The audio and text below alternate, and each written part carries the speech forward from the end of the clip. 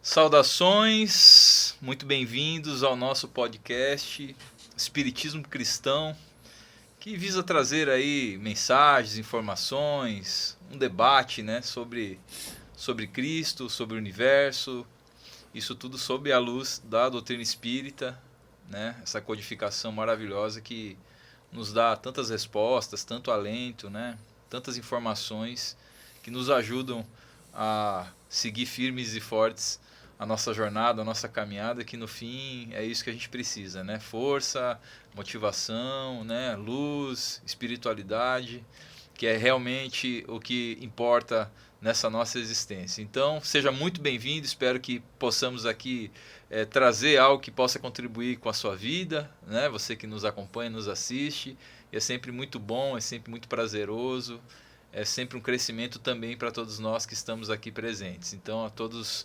irmãos encarnados e desencarnados, né?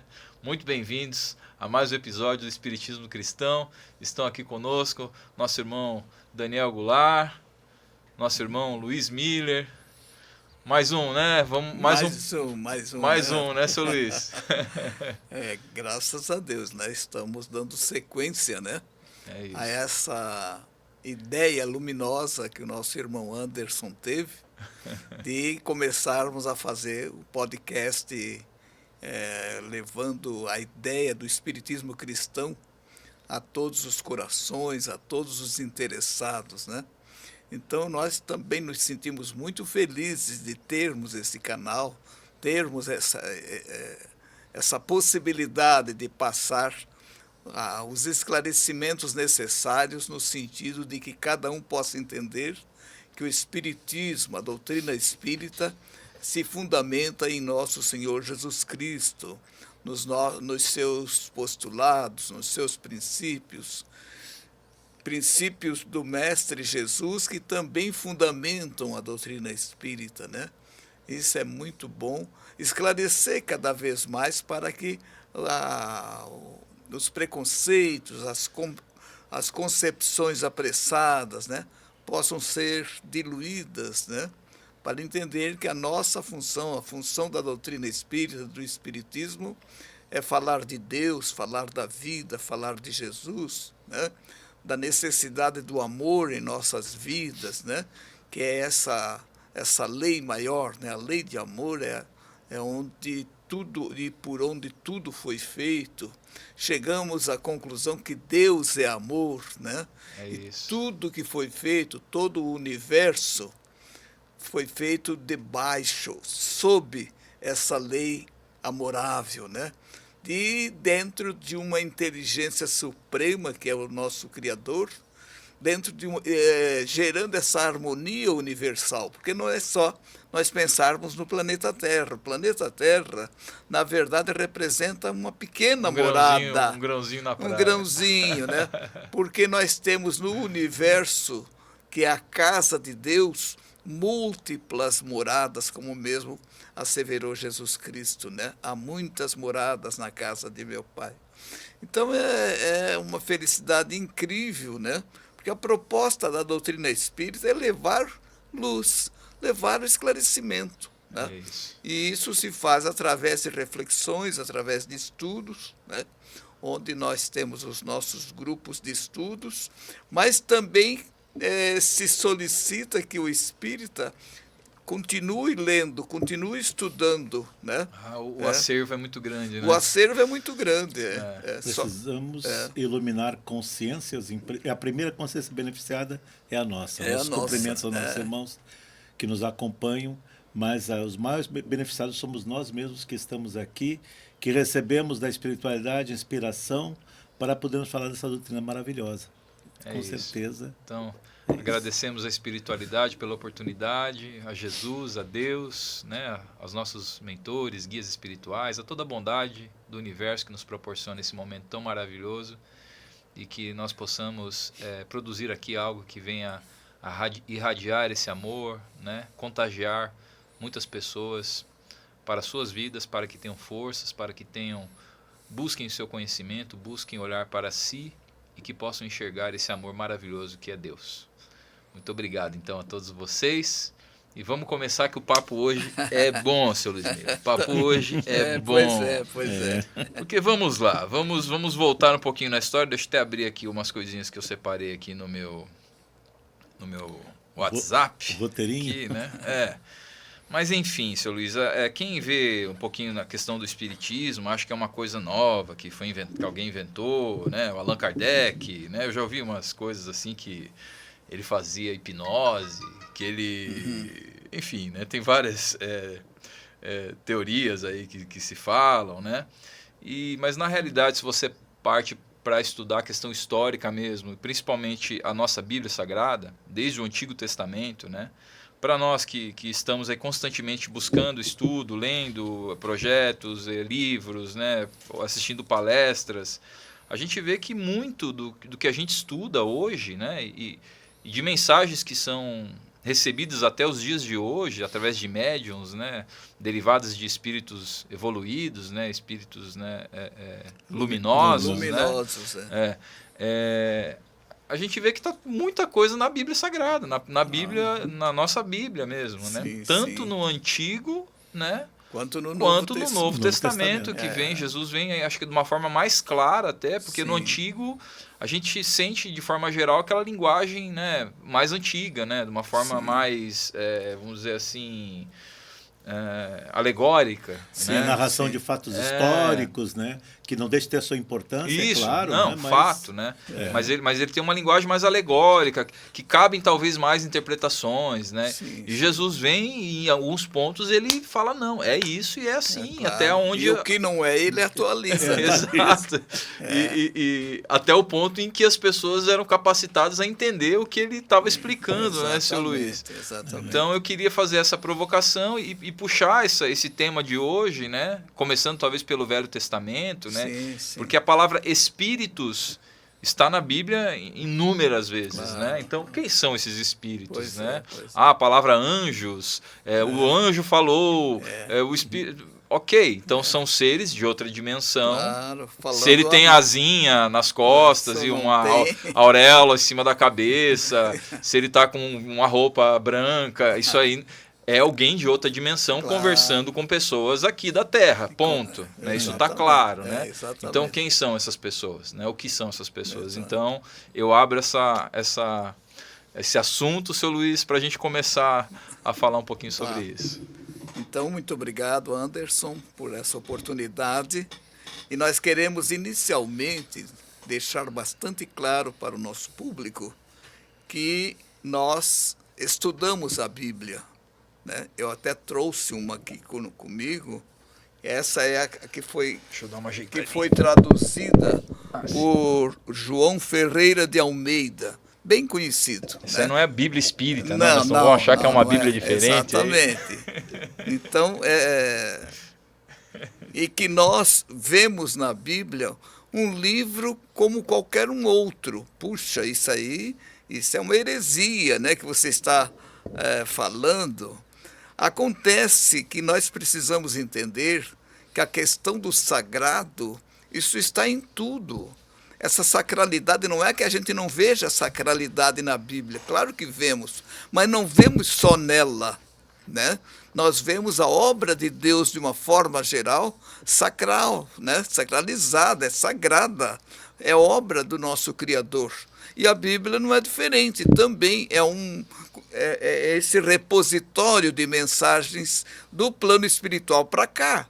Na verdade, a gente vai ver que como você falou, desde o Antigo Testamento, lá desde Abraão, vai embora, né, desde a Gênese até o Apocalipse, são tudo mensagens do plano espiritual para cá.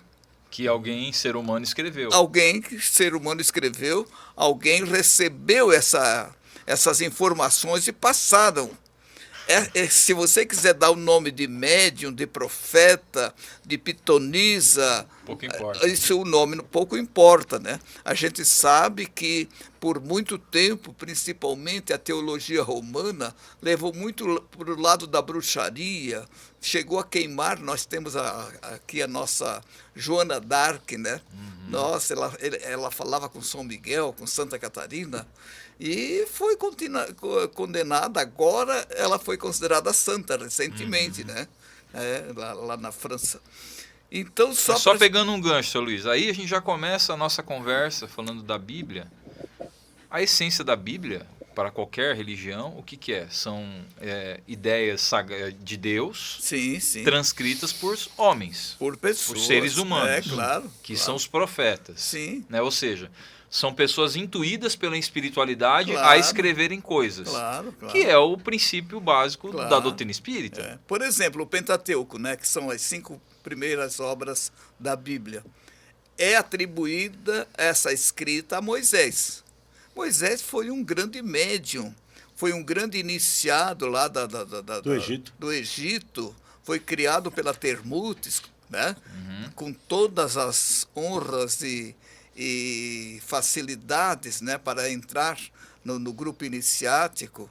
Mas nós vamos ver, assim, depois que ele sai do Egito com o povo hebreu, nós vamos ver que ele entra em contato direto com Deus, né? Nós temos um momento, eu gosto sempre de citar, aquele momento que ele está lá no monte próximo do Monte Sinai, né? E ele ouve uma voz.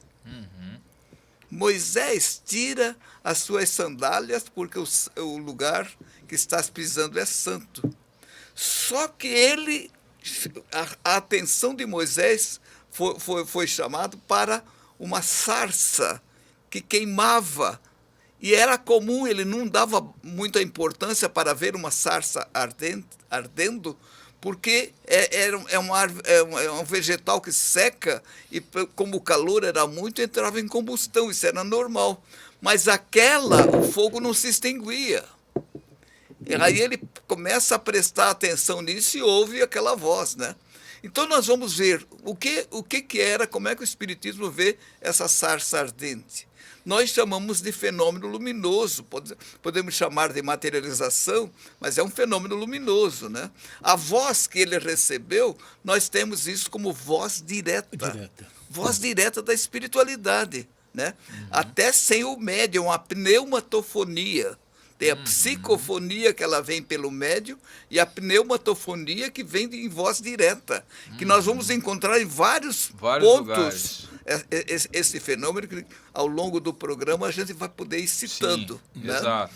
Então, isso... Tem um primeiro aqui já em Êxodo, né? Sim. Todo o povo, porém, ouvia as vozes e via os relâmpagos e o sonido da buzina, e o monte fumegando, e amedrontado e abalado com o pavor parou longe. Está aqui, ó. Êxodo 20, 18. Então, no Novo Testamento, no batismo de Jesus, esse é meu filho. Sim. Né? É como eu disse, ao longo do programa nós vamos chegando, né? Vamos passando essa... mas é uma boa lembrança ali, né? Nós vamos até destacar bem naquele momento. Direta. Né? Voz direta. Nós temos vários fenômenos, eu não sei. Falando desse antigo, né? O próprio Chico no Pinga Fogo, né? Quem não teve a oportunidade de assistir, está no YouTube, né? Que perguntam sobre isso, essa mediunidade. Ele fala, começou lá nos... se vocês me perdoem, né? Nos 10 mandamentos, o que foi, né?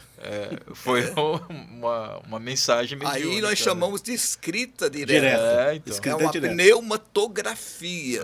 A voz direta é pneumatofonia. E a escrita direta é pneumatografia, né? Onde aquelas pedras eram escritas, segundo consta, com línguas de fogo. Né? Então, a Bíblia, enfim, nós espíritas temos nela esse grande repositório de mensagens do plano espiritual para nós aqui. Porque o que Deus sempre, a gente nota o interesse do nosso Criador de que nós nos espiritualizemos. Porque cada vez mais, quanto mais o homem se materializa, né, se entrega mais às coisas materiais, mais a espiritualidade vem ao nosso encontro chamar a atenção. né? Chamar a atenção disso ou daquilo, né? Então, no sentido de que essa espiritualização ocorra.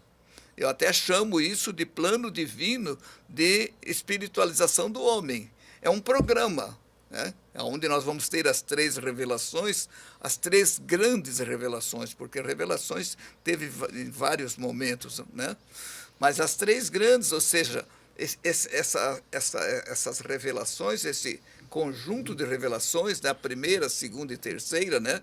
Os mandamentos, os 10 mandamentos, a Boa Nova e depois o Espiritismo, isso faz parte dessa programação do plano espiritual, ou seja, de Deus, para nos advertir quanto à nossa natureza, considerando que nós somos princípios inteligentes, nós somos almas ou espíritos, como queiramos, né? E estamos aqui neste plano, eu diria assim, transitoriamente. A nossa verdadeira natureza, o nosso verdadeiro mundo é o mundo espiritual, não é este aqui. Nós estamos aqui para passar uma experiência, né?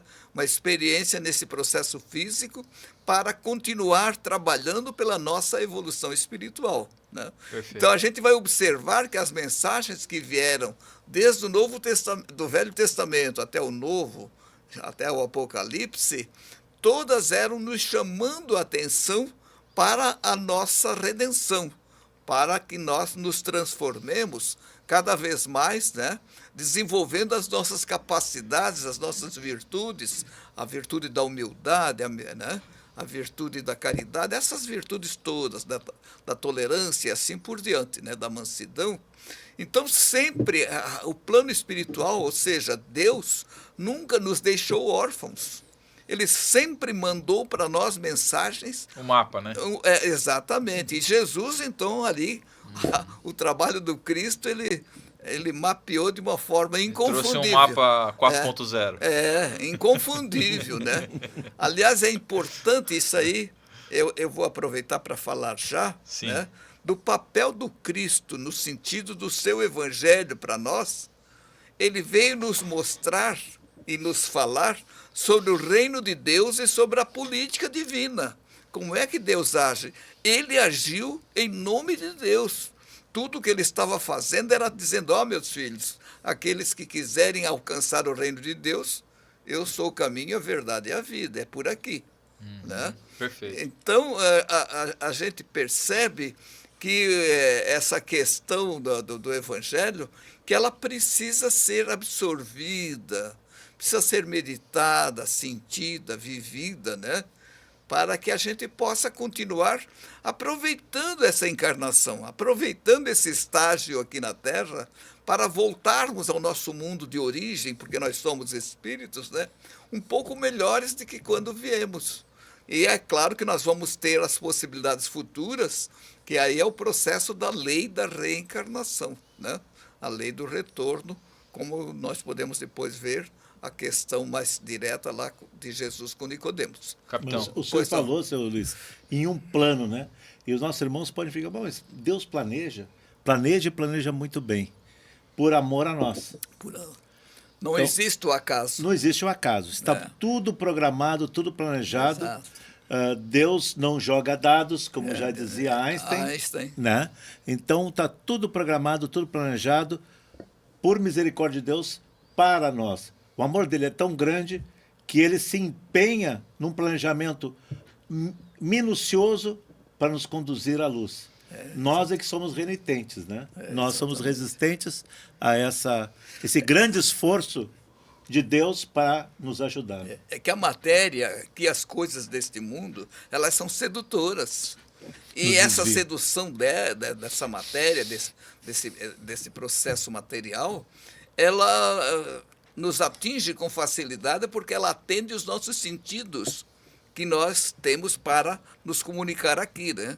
Ela atende o olhar, ela atende sentidos menos elevados, mais básicos. Os sentidos, os 5 básicos, sentidos, né? A visão, a audição, né? A gustação, o tato, né? Então, isso, através desses sentidos, é que nós somos seduzidos, né? Por isso, precisamos estar com o Evangelho do Cristo muito bem sedimentado em nossos corações. Não adianta ele estar só na inteligência, no intelecto. Nas nossas práticas, né? Sim, porque aí nós, ao praticar, nós vamos estar praticando com o coração. É isso. Né? Nós vamos estar praticando com sentimento. Que nós vamos ver agora, recentemente, ainda estava vendo a obra de Leon Denis, tem uma obra muito interessante chamada Depois da Morte. Depois da Morte. Ele vai falar de que a verdadeira religião se denomina sentimento. É muito interessante, né? E que ele ainda faz uma comparação, achei muito legal aquilo ali, as religiões como sendo rios e a verdadeira religião como sendo o oceano. Exatamente. Tem todas caminhando. Isso. Eu já vi uma ilustração, né? Que é um aquário com um peixinho, e aí o aquário está escrito religião. E aí o oceano é espiritualidade. Sim. Né? Então, essa religião, esse mar, esse oceano que ela está representando como verdadeira religião, está, de certa forma, fragmentado nas religiões. Mas a gente olha nas religiões, o que a gente olha? Olha os aspectos externos da religião. E esse é o grande problema. E aí é que porque a gente, em olhando apenas os aspectos externos, você não percebe aquela natureza religiosa da própria religião. A essência, né? A essência. O espírito da porque parece às vezes que elas até, né, os responsáveis pelas religiões, querem dar ênfase ao aspecto material, né? Porque, na verdade, a ênfase precisa estar no espírito, na alma, né? E isso você não vê com os sentidos físicos. O senhor Luiz, de certa forma, as pessoas, quando talvez não tem muito conhecimento, né, ou não tem essa busca, né, acabam não valorizando essa oportunidade da vida, né? Que eu acho que essa é uma coisa que a gente tem que todos os dias. Aquele negócio de acordar, agradecer, antes de dormir, agradecer, a hora que come, agradecer, porque nós que estudamos, né, o processo, como é complexo, né, para você ter essa oportunidade, né? Digamos assim, que vir para esse mundo é entrar num vestibular dos mais difíceis, né? Então, a gente tem informação que existem muito mais pessoas querendo vir do que oportunidades para, né, disponíveis, né? Então, vir para cá é uma oportunidade, uma conquista maravilhosa, né? É uma bênção de Deus, né? E às vezes a gente sente que muitas pessoas não têm muito essa dimensão, esse valor, né? Não valorizam. De aproveitar cada dia, cada momento, cada abraço, cada palavra, sabe? Como a gente precisa alimentar esses sentimentos, né? Essas impressões, né? Claro. Então, por isso que nós estamos, assim, fazendo esse tipo de declaração, enfim, acerca da informação do Leon Denis, exatamente para que cada um, na sua religião, aproveite a essência da religião. Não se prenda a aspectos externos, né? Tem até uma história de um moço, conta-se que um moço chegou para o padre e disse: ó, padre, de hoje em diante eu não vou mais na igreja. Mas por quê, meu filho? Aqui todo mundo só fica olhando as vestes, como é que cada um está se vestindo, só enaltecendo a vaidade. O que é que o senhor me diz disso? Ele disse: primeiro eu vou pedir que tu faça o seguinte, tu pega um copo com água e dê uma volta na igreja, mas sem derramar. Dê 3 voltas na igreja, sem derramar. Aí ele fez e voltou para o padre. Sim, e aí tu conseguiu fazer sem derramar? Sim, padre, está aqui. E você sabe por que você não derramou? Porque você prestou atenção. Então, na igreja, preste atenção no seu copo d'água e não nos outros. Não nos outros. Entendeu? Ótima mensagem. Né? Ótima mensagem, e é isso. Então, essa parte que ali está representando uma partezinha do oceano, está lá. Você precisa se conectar com ela. Perfeito. E aí, como você lembrou, a questão dos sentimentos, e como o próprio Leon Denis vai dizer que a verdadeira religião é a do sentimento. Não importa onde você esteja. Importa que você esteja desenvolvendo esse sentimento, porque isso se pode traduzir pela palavra amor. O que é o sentimento? Claro que o ódio também é um sentimento, mas nós estamos falando do amor. Perfeito. Né? Sentimento do amor, para que nós sejamos carreadores desse amor. Né? Inclusive, quando eu estudo um pouco a questão do amai os vossos inimigos, eu fico pensando, por que será que Jesus pediu isso? Né? Porque na medida em que você, olha só, na medida em que você absorve o amor, o teu ato vai ser dirigido pelo amor, não é mais pela razão. Ele não vai olhar se tu é amigo ou inimigo, ele vai apenas te amar. Né?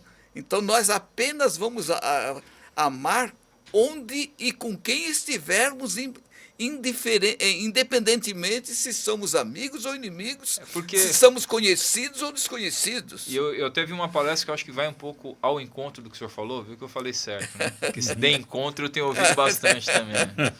Vai ao encontro do que o senhor está falando, e até do inverso também, né? Porque, na verdade, quando ele fala isso, amai os vossos inimigos, tira os vossos inimigos de lado. O amai, né, quando você ama, a primeira pessoa a usufruir desse amor é você. É você. Claro. Então você cria essa energia em você, claro, de amor. Uma psicosfera. E aí você manda para alguém. Sim. Que talvez vai ser uma pessoa que você não goste, não tenha afinidade, vamos dizer assim, sim, né?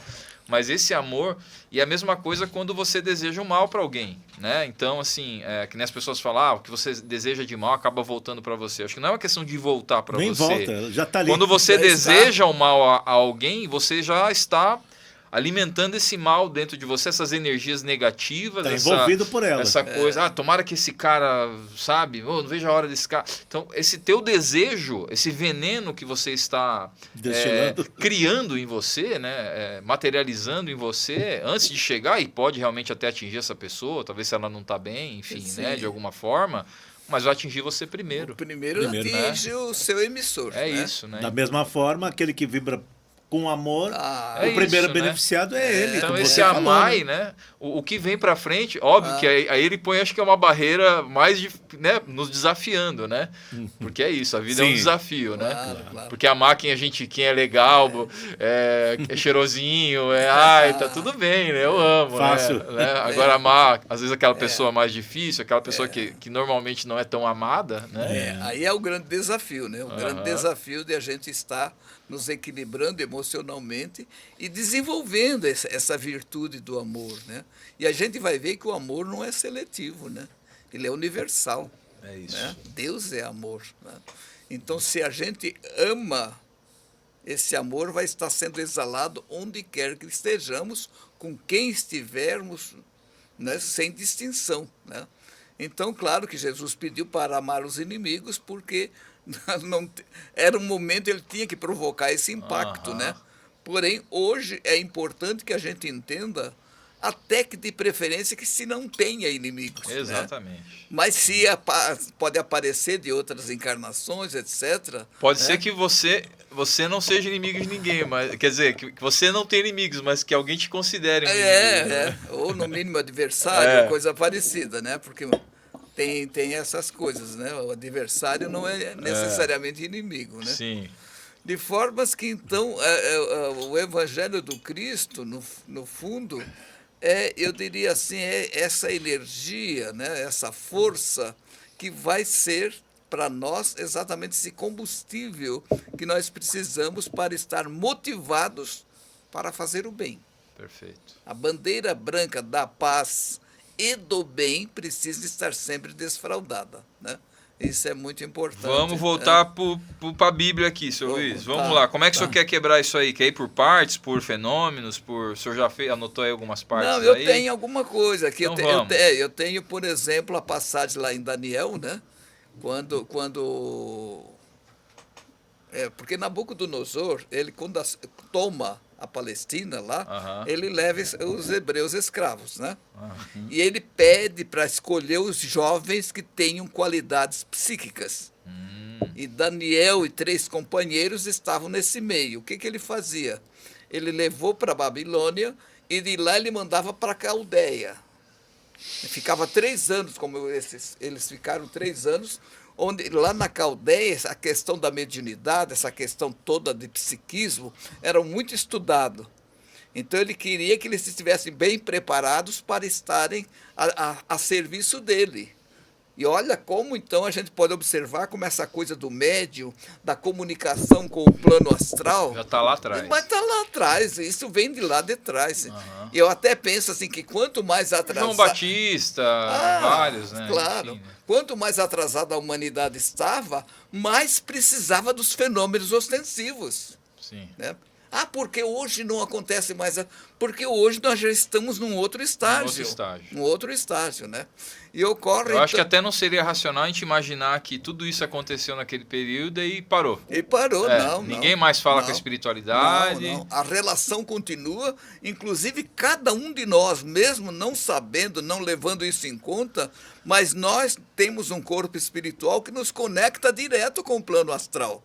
Todos nós, você queira ou não queira, creia ou não creia, isso não depende de crença, não depende de fé. Isso faz parte da natureza. Para onde você vai quando dorme? O que são os sonhos? E aí vai por aí afora, né? Vai por aí afora. Mas eu queria voltar lá para o Daniel. Daniel. Né? Daniel na Cova dos Leões. Também. Mas o fato que eu quero narrar é dos 3 companheiros dele. Né? Aqueles 3. Que acontece que o rei de então faz uma estátua e que todos a tal hora possa estar ali se ajoelhando, fazendo reverência a essa estátua. Certo. E Daniel e seus companheiros, principalmente os 3 companheiros, não fizeram. Aí eles foram denunciados. Não estão seguindo o plano. Exatamente. E o decreto do rei é de que quem não fizesse, quem não cumprisse aquela determinação dele, seria jogado num forno ardente, numa fornalha, para ser queimado. E ele, então, o que eles fizeram? Bom, e ele até provocou. Eu quero ver o Deus de vocês livrar vocês dessa fornalha. E aí ele pega os 3 e joga nessa fornalha que se diz que ela foi superaquecida mais do que o normal, porque ele sabia dos poderes desses jovens, né? Uhum. E aí consta que as pessoas que jogaram eles lá para dentro, e ainda mais, jogaram amarrados. Amarrados, os 3, né? E a pessoa que foi jogar eles para lá, caiu, o calor era tanto que caiu para trás morto. E aí tamparam a porta, aí daqui a pouco tinha uma janelinha que podia olhar para ver como é que os corpos se retorciam, aquela coisa. Aí chamaram o rei, o senhor, nós colocamos 3 lá dentro, mas tem 4. Tem 4. E ainda mais estão soltos e caminham como se fosse nada dentro do fogo. Aí ele mandou soltar, né? E claro que aquela 4ª pessoa ali que estava, era uma entidade que estava ali auxiliando, né? Fazendo a proteção dele, anulando aquelas forças ali. Uhum. E aí então trazem ele para fora e dizem que nem da sobrancelha tinha alguma ponta queimada. Então, para mim, essa sessão ali foi assim super importante para mostrar essa força do plano espiritual, né? E assim a gente vai notando na Bíblia, né? Vamos também ter lá em Elias, né? Elias também, ele vai... Esse fenômeno, como é que seria? Como é que chamaria esse fenômeno?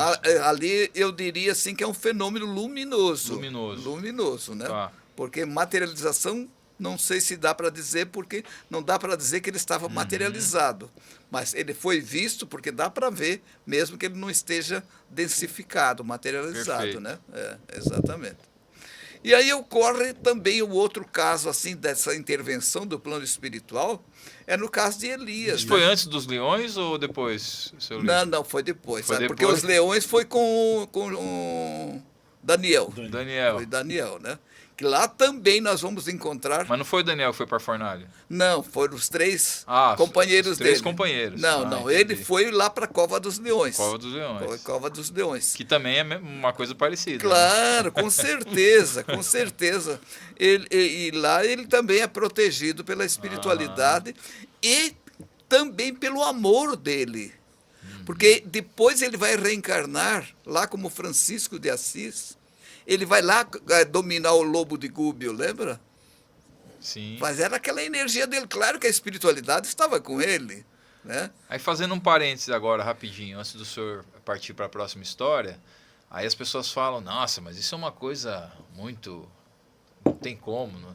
Só que você para ver a quantidade de processos que ainda ocorrem nos dias de hoje, de pessoas que o caminhão passa por cima, que cai, sei lá, de que andar de um prédio. E não morre, morre, não quebra um osso, sabe? Então essas coisas não deixaram de acontecer, elas acontecem de outra forma, né? Paraquedista que despenca de uma altitude absurda. E os companheiros... O caso que aconteceu há muito tempo lá em Santa Maria, o paraquedista caiu de uma altitude absurda. Naquela época não se filmava, não tem a facilidade de hoje em dia, mas as pessoas estavam lá, relatavam que ele despencou, deu charuto, né? Chama de charuto, paraquedas não abriu, formou aquele charuto comprido e ele veio despencando e caiu no meio de eucaliptos. No meio dos eucaliptos, os companheiros saíram correndo para ir lá... buscar o corpo, né? Buscar o corpo, né? E dali a pouco sai... O corpo veio andando.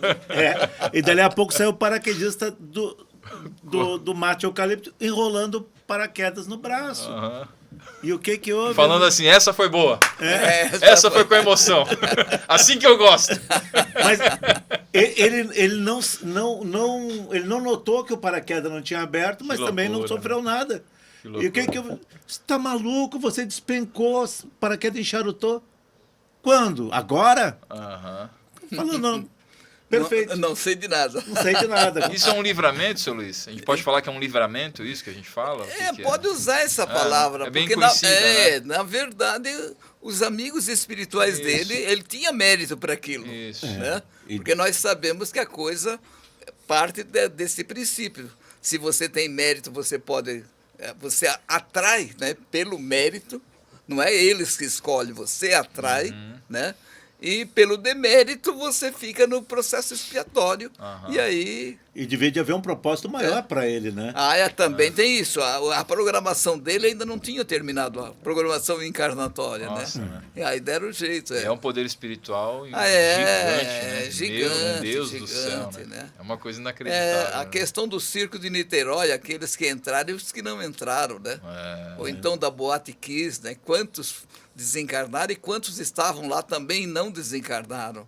Então, tudo obedece à lei divina, às leis naturais, né, que são imutáveis.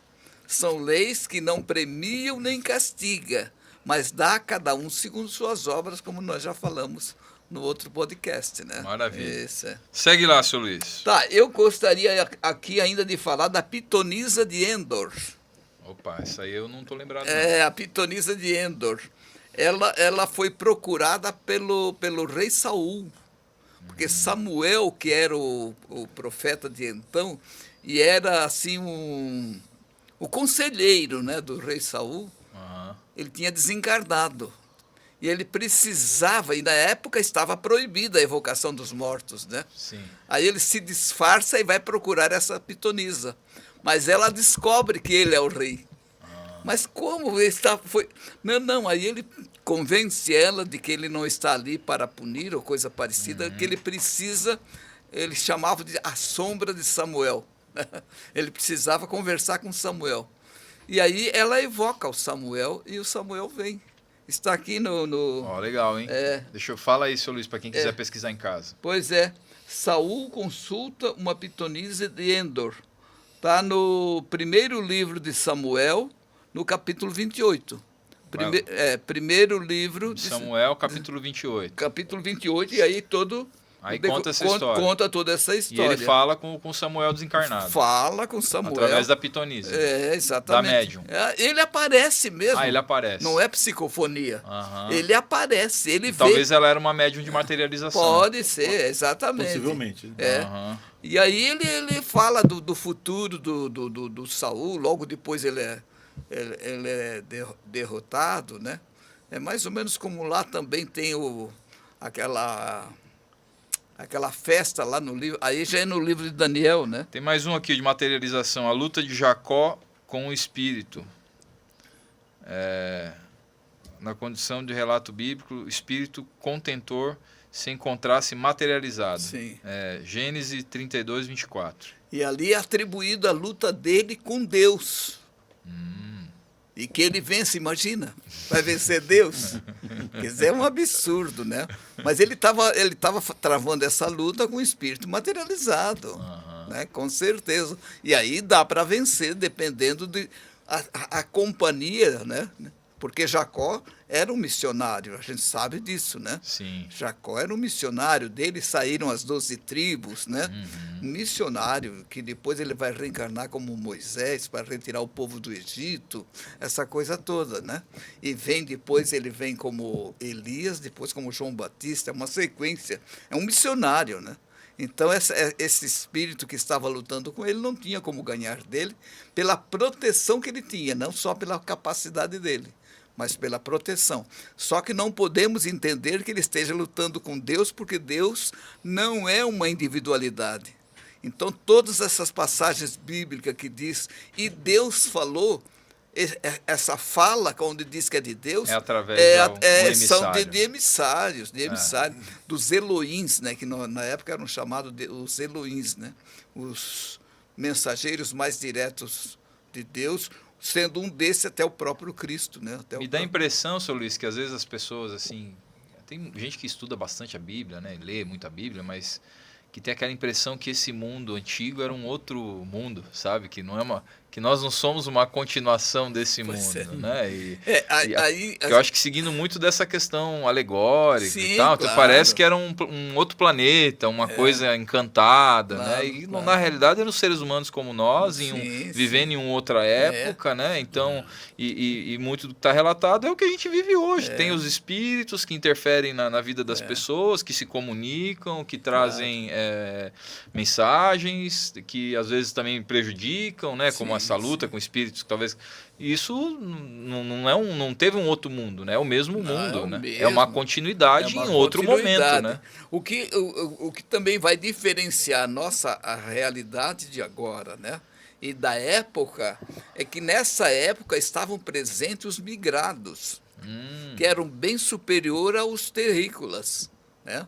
Os exilados da capela e de outros planos, né? Nós vamos ver, por exemplo, os hebreus praticamente eram tudo migrados, né? Quem era o pai Abrão, né? Quem era o Jacó, quem era o Isaac, quem era Moisés, quem era José, tudo espíritos que vieram da capela, não por necessidade deles necessariamente, né? Mas também para ajudar aqueles que vieram, que não tinham condições de por si. Como missionários. Né? Como missionários. E olha a grande missão, por exemplo, de Abrão, no caso do monoteísmo. Porque, eu diria assim, que a raiz abrâmica, né, ela gerou 3 grandes religiões monoteístas, né? O cristianismo, né? O islamismo e o judaísmo. São monoteístas. As demais religiões, aquelas que vieram, por exemplo, do tronco lá da Índia, lá dos Vedas... Politeísta. Politeísta, todas politeístas. Né? Então veja a missão desses espíritos. Não significa que lá também eles não eram migrados, também eram migrados, mas com outra tendência, né? Com outra perspectiva acerca da vida. Ali tu vai encontrar Krishna, tu vai encontrar Buda, tu vai encontrar Confúcio, que eram tudo também missionários, né? Perfeito. Mas tudo dentro dessa coisa politeísta, né? Porque aí volta aquela questão do Leon Denis.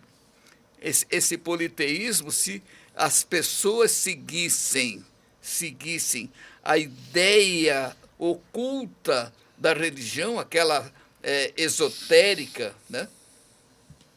Não importa, porque também eles eram politeístas, mas tinham uma divindade central, certo, que era a criadora, tanto na Índia, quanto no Egito, né, quanto na Pérsia, lá com Zoroastro, etc., né? Então, a gente pode observar que nessas regiões a espiritualidade veio, né, com esses exilados para impulsionar o progresso daqui. Porque nessa época nós vamos encontrar os terrícolas nossa, bastante atrasados, né? Você vê que Abrão, por exemplo, estava em Ur, lá na Caldeia. Falei há pouco da Caldeia. Sim. Né? Um local altamente espiritualizado. Os irmãos que talvez não vão entender muito, né? Porque a gente já entrou num assunto aqui, mas só para fazer uma resenha rápida aqui, né? Do que o Sr. Luiz Miller está explicando, né? Porque o que nós estudamos é que, na verdade, existem muitas moradas na casa do Pai, né? Ou seja, são muitos planetas com inúmeros tipos de existências, né? Existências mais físicas, menos físicas, enfim, né? E nós acreditamos que, de acordo com o desenvolvimento e com os estágios dos planetas, às vezes as criaturas que ali vivem, de acordo com essa evolução do planeta, ou seja, o planeta ele se torna um planeta melhor, essas criaturas acabam não se enquadrando, elas não estão na mesma vibração desse planeta, ou seja, elas não conseguiram evoluir nessa escola, né? Sim, então elas têm que ir para uma escola um pouco inferior, né? Onde... Então é nesse sentido que o Sr. Luiz fala de capela, né? E acho que a gente pode até fazer um episódio sobre isso, né? Sobre esses degredos, né? E até a transição planetária que nós estamos vivendo hoje, né? Eu acho que isso cabe um episódio só disso. Mas o que o Sr. Luiz está falando?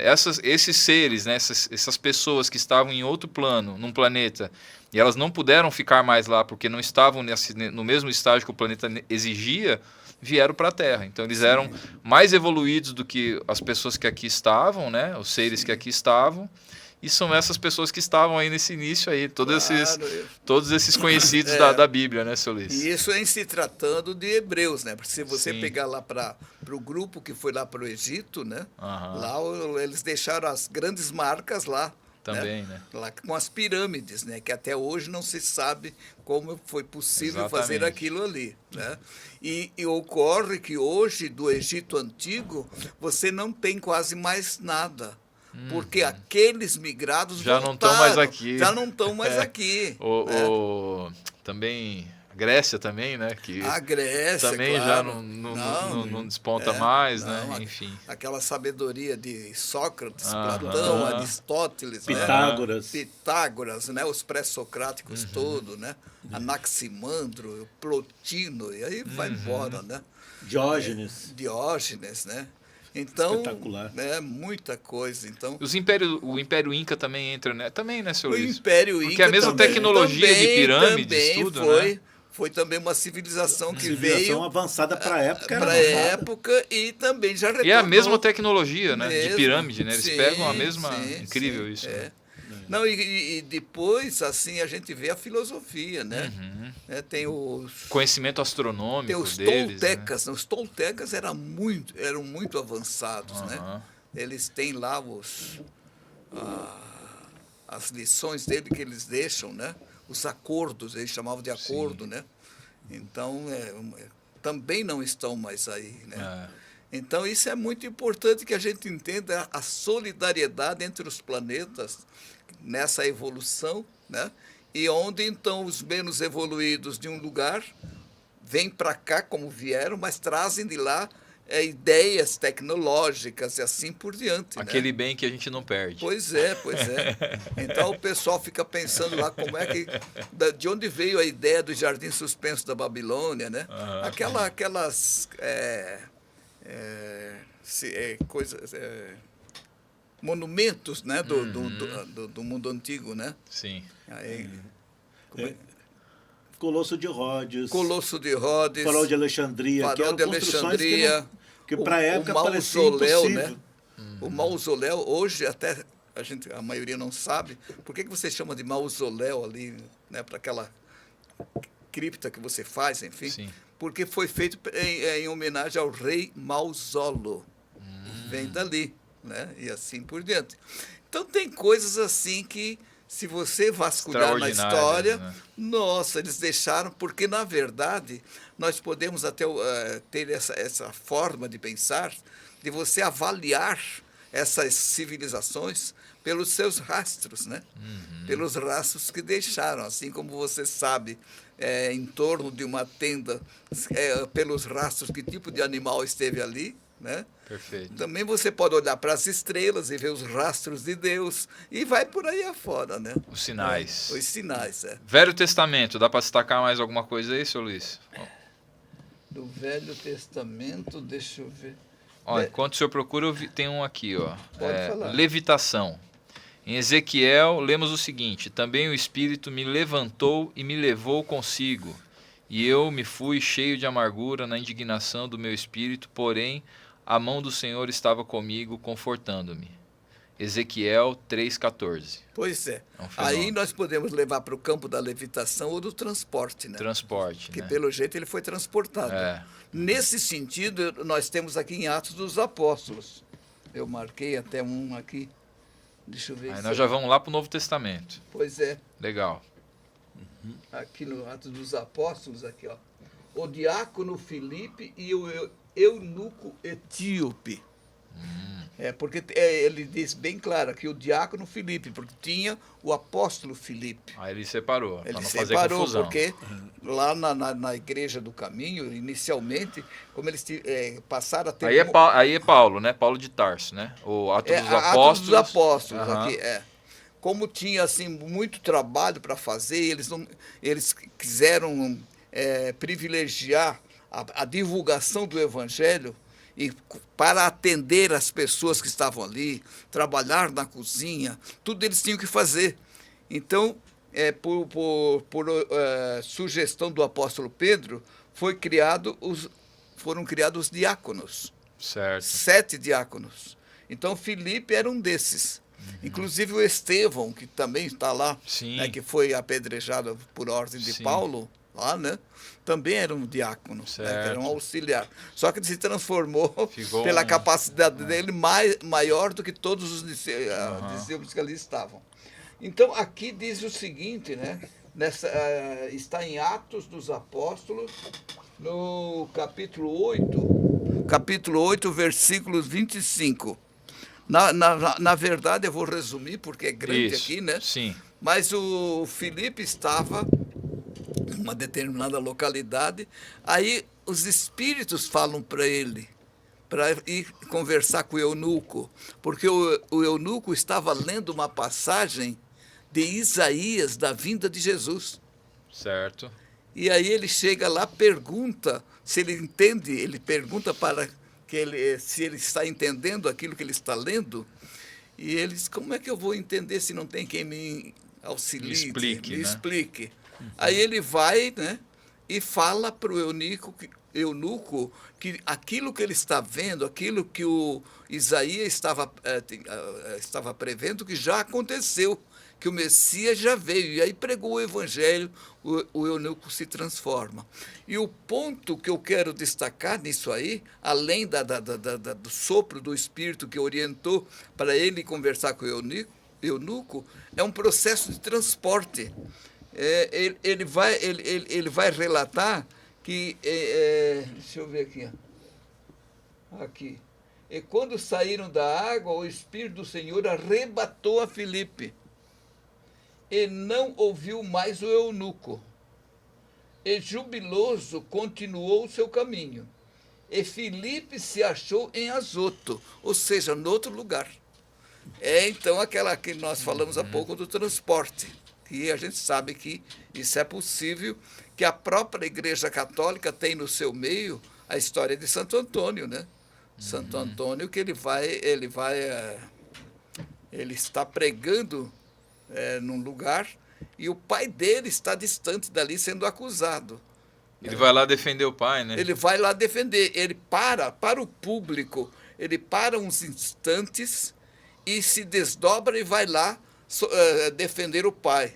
E aí nós vamos ver a questão do tempo, como é diferente o tempo aqui para ele que estava falando como orador, e esse tempo que ele leva lá, porque não foi em fração de segundo que ele defendeu o pai. Lá precisou discursar, etc. Mas para ele que ficou ali foi fração de segundo. Para o público, como se ele tivesse parado um minutinho para pensar. Mas foi uma coisa rápida. Daqui a pouco ele volta, né? E continuou o sermão dele. Então, também a questão do desdobramento, né? Essa coisa toda, que também está lá.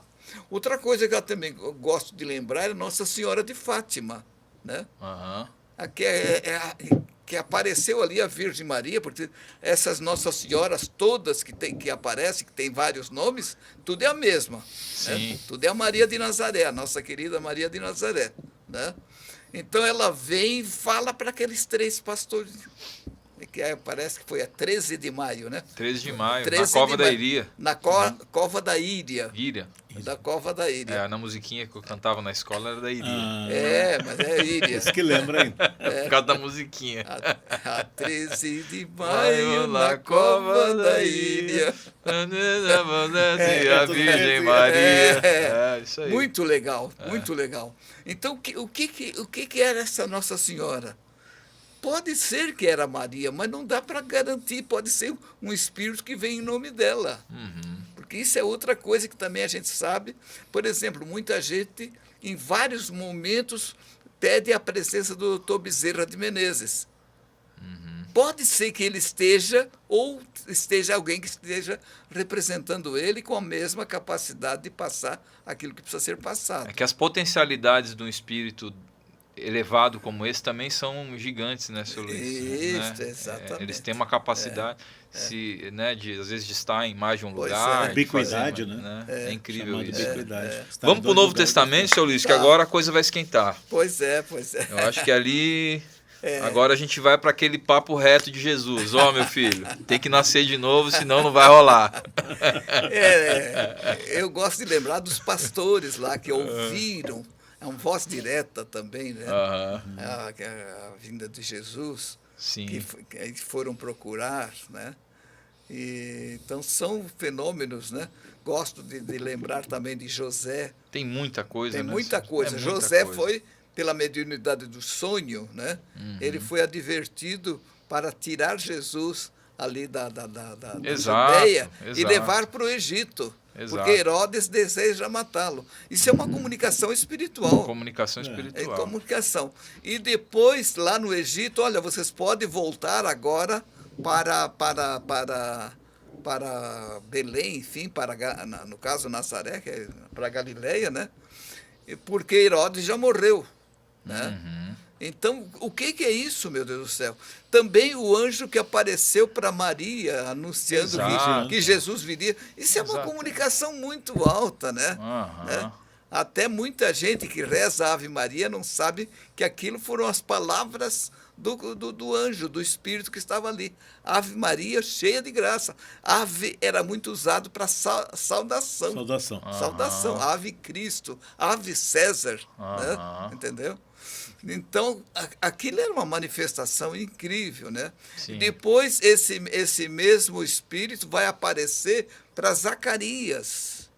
Zacarias era sacerdote, aquele que seria o pai de João Batista depois. Sim. Mas a Isabel era estéril. Sim. Então, ele foi avisado lá no momento em que ele estava trabalhando no templo, porque os sacerdotes seguiam uma escala.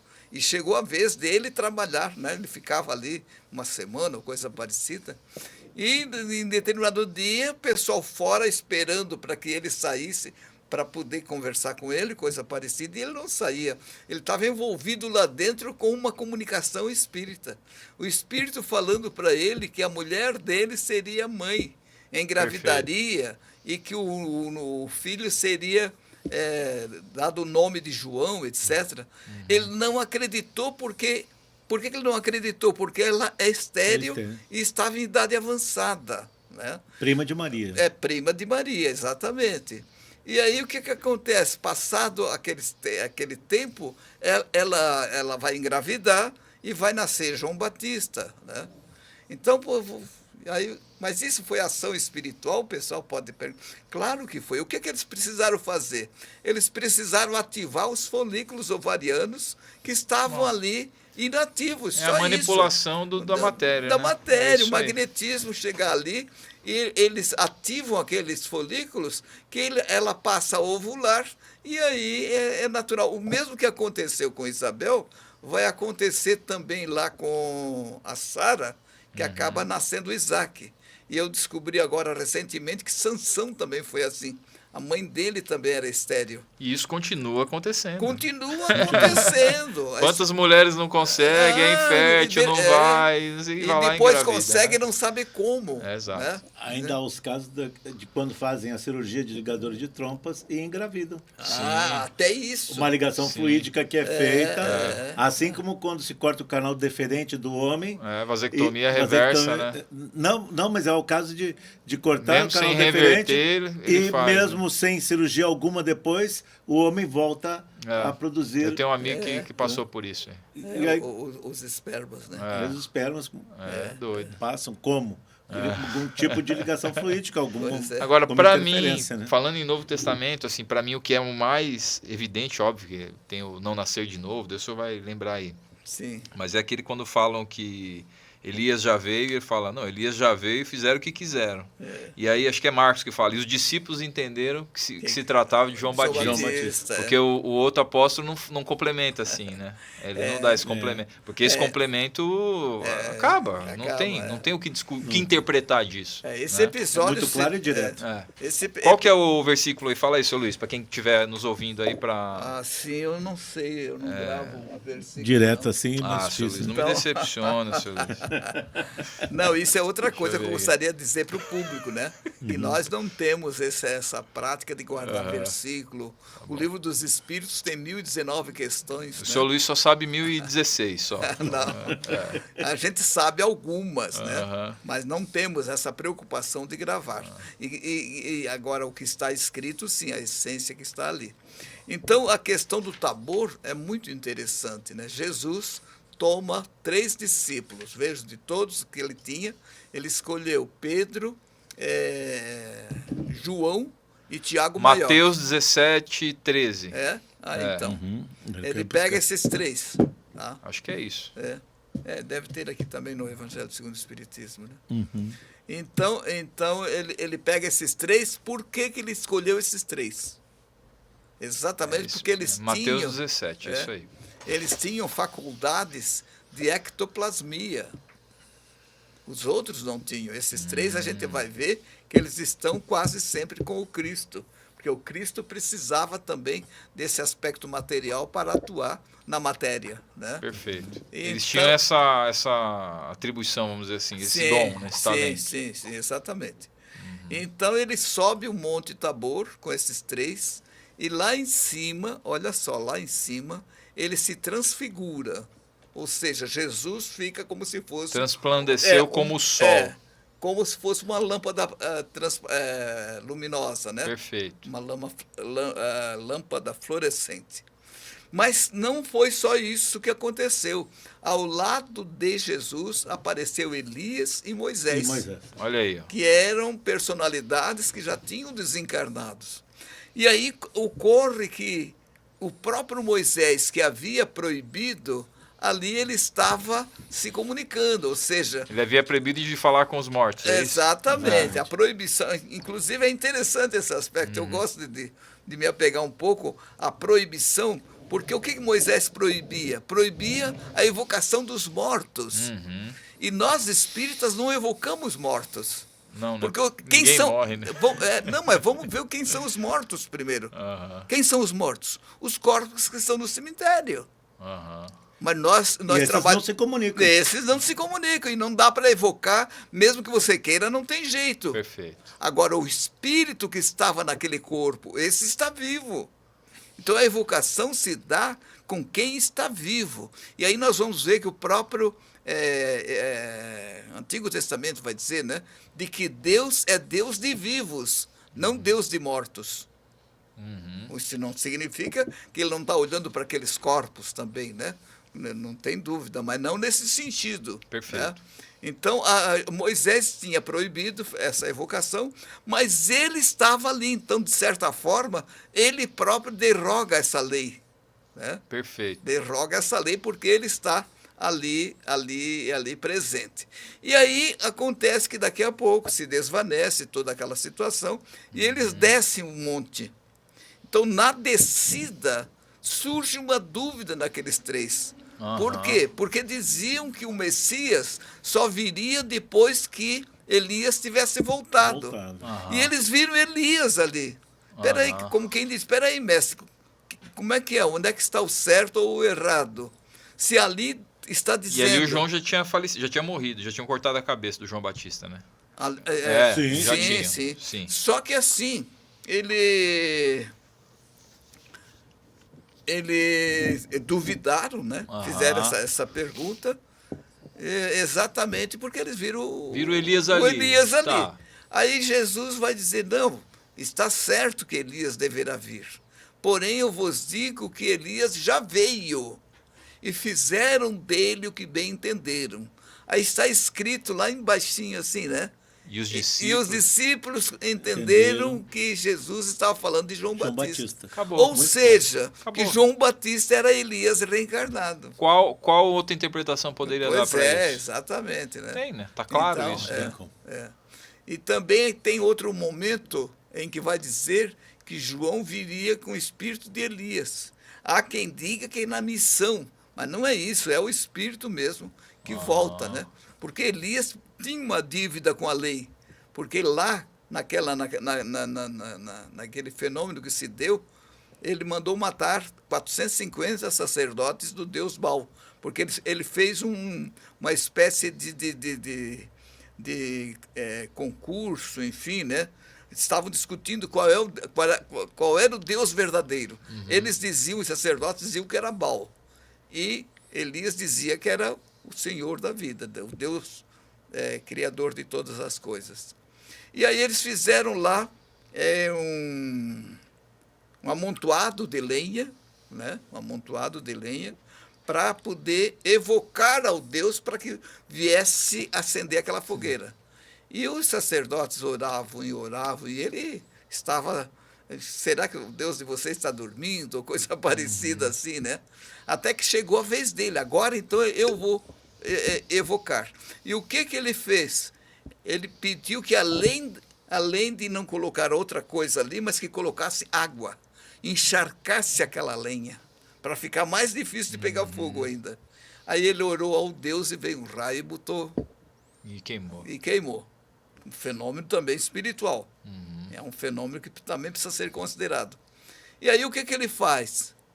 Os sacerdotes querem participar da crença dele, ele não permite. Ele passa os 450 a fio de espada. E aí nós vamos ver depois a morte de João Batista. Passou por uma degola, né? Só que a lei divina, ela é misericordiosa. Ele não precisou passar 450 vezes. Né? Porque com todo o trabalho que ele fez durante esse processo evolutivo, ele foi reparando, ele foi fazendo com que aquela dívida ficasse cada vez menor, até que com uma degola ele resolvesse. Processo terapêutico, vamos dizer assim. Processo terapêutico, Não deixou de passar por aquela situação. Exatamente. Foi tomando remédio. A lei de causa e efeito estava ali.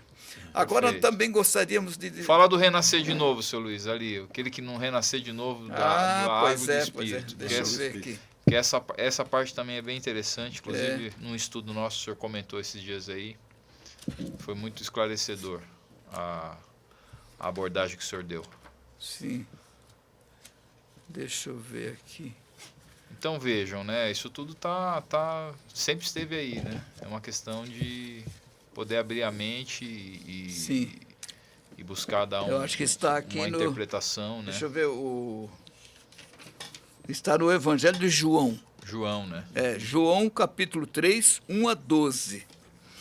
Nessa narrativa de João, ele vai nos narrar que Jesus foi visitado por um senador, né, um judeu, lá do Sinédrio, que veio à noite procurar Jesus. Certo. Né? E Nicodemos chega e faz uma saudação para Jesus, que eu acho que eu devo ter falado lá na época. Sim. Que eu tenho assim um carinho por esse Nicodemos, porque ele veio e reconheceu que Jesus veio, sabemos que viesse da parte de Deus, diz ele, para nos ensinar como um doutor. Veja, ele era doutor da lei e reconheceu na sua humildade que Jesus era era o verdadeiro doutor. Era um verdadeiro doutor. Enviado de Deus. Enviado de Deus. E o que mais a gente pode destacar? Que Nicodemos não procurou Jesus para buscar benefícios físicos. Não procurou para uma cura, para isso ou para aquilo. Ele quis conhecê-lo, buscar o entendimento. E como Jesus já sabia das suas pretensões, né? Das suas necessidades, ele já começa de cara falando para o doutor que ninguém pode ver o reino de Deus se não nascer de novo. Né? E aí muitos irmãos nossos, de outras orientações espirituais, eles dizem que esse nascer de novo significa a pessoa que estava no crime, deixa do crime, se transforma, nasce de novo. E nós aplaudimos essa interpretação, com certeza, também. Mas nós vamos ver na sequência que ele vai dizer que ninguém poderá entrar no reino de Deus se não renascer da água e do Espírito. Da água e do Espírito. E vai dizer depois o que é nascido do Espírito é Espírito, o que é nascido da carne é carne. Que dá explicações outras que a gente pode... Né, tá. Então, eu gosto... E a água, muita gente já ouviu falar que é o batismo. Né? Exatamente, Mas aí, no meu raciocínio, seu Luiz, vê se faz sentido o que eu penso, né? O nosso corpo humano é formado do quê? 70% de água. Para mim, a conversa morre por aí. O que são os 2 gametas? 2 gotículas d'água. Nós somos água. E a bolsa que envolve a criança é cheia de líquido amniótico, que é água, basicamente. A maior parte do nosso corpo é água. Então, assim, nós isso. somos animais marinhos, né? É isso. No fundo é isso. É isso. Né? Então, Jesus, ao falar do renascer do Espírito e da água, ele está falando do renascimento biológico e da transformação do espírito. Espiritual. Que pode acontecer as duas coisas ao mesmo tempo e pode não. Você pode renascer da água pelas diversas reencarnações e não renascer do espírito. Ou seja, não se transformar. Porque nós precisamos não evoluir. Né? Não evoluir. Você não melhorou nesse tempo todo. Né? Outra coisa que ele fala aqui é que se não nascer de novo, não pode ver o reino de Deus. O verbo é externo, é o ver, para você enxergar fora. Então, nessas diversas encarnações, nós vamos desenvolvendo a nossa capacidade de compreender fora, né? Inclusive a própria obra de Deus, né? O próprio universo e assim por diante. Mas ele vai falar no verbo entrar. Ver o reino de Deus é uma coisa, entrar no reino de Deus é esse dentro de você, porque Jesus vai dizer que o reino de Deus está dentro de vós. Então, nós precisamos entender que esse reino nós temos que construir aqui dentro. E, para isso, precisamos de muitas encarnações para irmos valorizando cada vez mais as lições que Jesus nos deixou, para irmos construindo esse reino dentro de nós. E eu acho que é uma porta, né, seu Luiz? Eu enxergo como uma porta, né? A gente conseguir achar o código desse cadeado, né? Que está dentro de nós, né? A gente... Porque essa essência está em qualquer pessoa, né? Todos nós temos esse reino de Deus dentro de nós, né? Só que você abrir essa porta, né? E aí que onde está a chave dessa porta? Está no amor, né, seu Luiz? É isso, acho que o principal código, independente da sua crença, do que você acredita, do que você acha que de como funciona, é o amor. Claro, né? É o que você precisa colocar, abrir essa portinha nessa tua metáfora aí, né? Abrir essa portinha para o amor entrar. Assim como nas células nós temos que ter o hormônio da insulina para abrir a portinha da célula, né? Para que então o açúcar possa entrar e ser transformado em energia, e quando isso não ocorre, ele fica circulando no sangue, né? Então a mesma coisa, essa portinha precisa para entrar o amor. Lá é para entrar a glicose, né? na célula. É comparação, só para nós entendermos, né? E isso, de certa forma, nós falamos há pouco, de nós sermos portadores desse amor. Abrir essa porta, mas também não fechá-la. Não é um amor só para você. Esse é um amor coletivo, aonde você estiver, que você vai levando esse amor junto, né? Para ir sensibilizando as pessoas no caminho do bem, no caminho do amor, no caminho do entendimento. Né? E esse é o caminho do renascer do Espírito. Esse é o caminho do renascer do Espírito, né? Que você vai com esse processo de ir mudando o seu comportamento, a sua maneira de pensar e de sentir, você vai avançando nessa escalada evolutiva, progressiva, em direção a Deus, né? Muito bom. Meus irmãos, nós já estamos, acho que no nosso horário aí. Pra gente não esticar muito, né? Estamos, né? Como diz o caboclo, o tempo avoa. Mas eu acho que deu pra gente dar uma boa compilada Pois aí, né? é. E eu acho que fica muito a provocação, né, Sr. Luiz? Porque assim, uma pesquisa breve que eu fiz no Google aqui, meu Deus, são muitas passagens bíblicas no Novo Testamento, no Antigo Testamento, que nos remetem ao conhecimento espírita, que nos remetem àquilo que nós estudamos, né? Sim. Horas de uma forma... eu não falei do Apocalipse, que é outro fenômeno, né? Pois que é o último né? livro da Bíblia, que o nosso João é Recebeu na ilha levado, de Patmos, ele né? é elevado, ele está preso na ilha de Patmos, né? Condenado lá, né? A ilha de Patmos era uma ilha que recebia os criminosos mais dolosos, vamos assim dizer, né? E ele foi para lá, foi legado para lá. E lá ele se desdobra, ou seja, o plano espiritual pega ele, e ele se encontra com Jesus, meu Deus do céu. Ele vê Jesus, veja só que coisa mediúnica, que coisa mais espiritual que grandiosa, está ali. Né? Grandiosa, o Apocalipse é gigante. E se nós observarmos o livro de Daniel, também tem lá um Apocalipse fantástico, né? Porque a gente sabe que Daniel e Francisco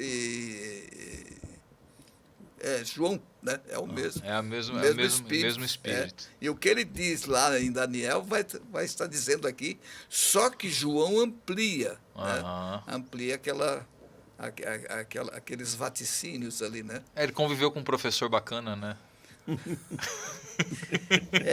Foi o que teve mais tempo por aqui, né? Que ele morreu com mais de 100 anos. Foi o único que não foi sacrificado, né? Pois foi né? João, né? Que ficou ali. Depois ele volta para a cidade dele, que era Éfeso. Inclusive Maria de Nazaré vai para lá também, porque ele assume o compromisso diante de Jesus, lá no Calvário, de cuidar da Maria. De Maria. Homem, aí está tua mãe. Mulher, aí está teu filho. Jesus fala para o casal ali, sabe? Pô, que legal. Então, é muito bonito legal, demais, é muito né? legal. E aí depois nós vemos ele reencarnar como Francisco de Assis, e quem está junto de Francisco de Assis? Clara de Assis. Quem seria Clara, né? É de pensar, né? A possibilidade de ser a própria Maria. Há quem diga que era Joana de Ângeles, eu não creio nisso. Para mim era a própria Maria, né? Que estava ali dando suporte para o seu filho amado, que agora é irmão, né? Que legal. É muito legal. E há quem diga que Chico é a caminhada dele, né? Não sei, né? Chico Chico Xavier seria João também? Tem? Não. Francisco Chico, de Assis? Não. Não? Não. O Chico, ele não está ali como apóstolo, né? Eu não. Não. Mas tem um papo, né? Isso já foi dito ou estou falando bobagem? Que Chico Xavier seria... rapaz lá, Chico Xavier seria Francisco de Assis. Acho que você citou há pouco. O Geraldinho? O Geraldinho disse que ele é João, né? Francisco de Assis. Não. Eu vi mais gente falando disso. Seria Lívia, né? Mas enfim, pouco importa, né? O que importa é que são espíritos evoluídos que nos trouxeram conhecimento maravilhoso, né? Pessoas... Chico, ele foi a Flávia lá. A Flávia. Há 2000 anos, né? A Flávia era a reencarnação do Chico. Que, aliás, a gente vê que ele vai estar lá naquele livro, na era Ave Cristo, né? Vai estar o Emanuel está lá como Basílio, né? E ali ela está como Lívia. Ali está. Ali está a Blandina, que é a Meimei. Meimei, né? E tem vários reencarnados ali, né? Bom, o que eu acho que, assim, seu Luiz, o importante é que nós possamos refletir que o mundo continua, né? Então, assim, e nós espíritas, né, esses fenômenos todos que estão na Bíblia, eles continuam acontecendo e nós, né, através, obviamente, talvez inicialmente de uma forma mais técnica, através do Allan Kardec, trouxe essa codificação, essa organização, porque isso nunca deixou de acontecer, né? E depois disso, milhares e milhares de obras, né? Só o Chico são 535 conhecidas, né?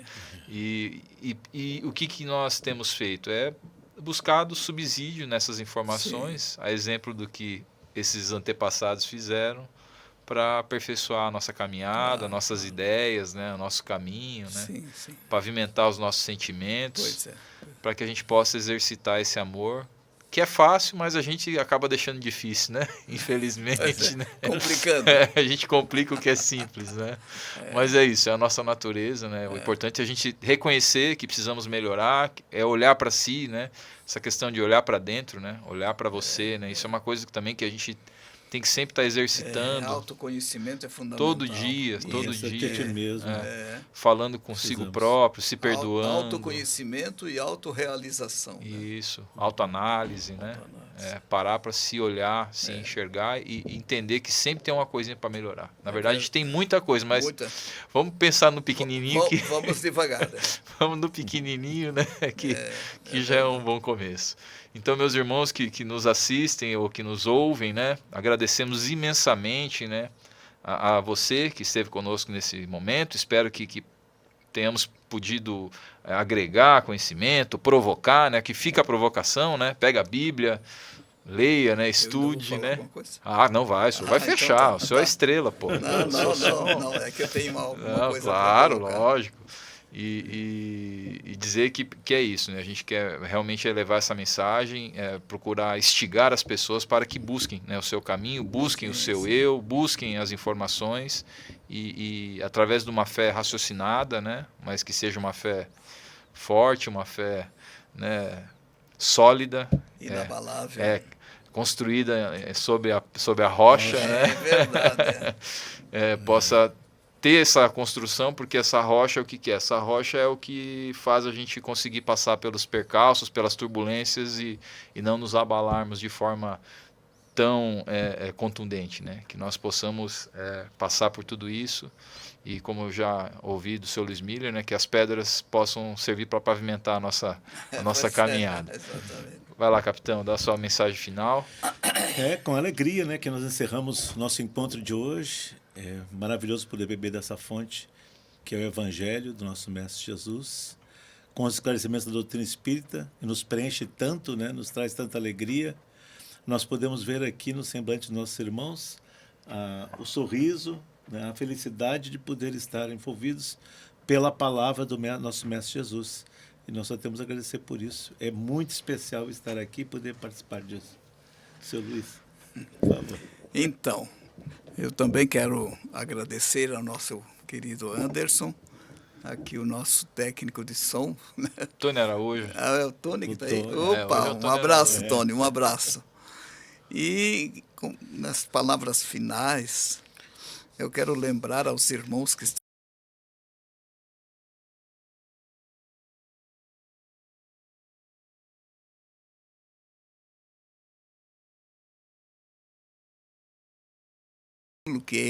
mas para dizer que o Espiritismo, a doutrina espírita, está à disposição de todos, que também você não precisa deixar a sua religião para estudar uma obra espírita, porque qual é o grande interesse, o grande propósito da doutrina espírita, ou dos espíritos de luz, é que a humanidade toda entenda esses princípios que fundamentam a doutrina espírita, que passem a pensar Deus como Jesus nos colocou, passe a observar o universo como casa de Deus, os planetas como as moradas, a existência do espírito, a lei de evolução, a lei de causa e efeito, a reencarnação, a comunicabilidade com os espíritos, são princípios que podem ser adotados por qualquer religioso sem necessidade de abdicar da sua religião.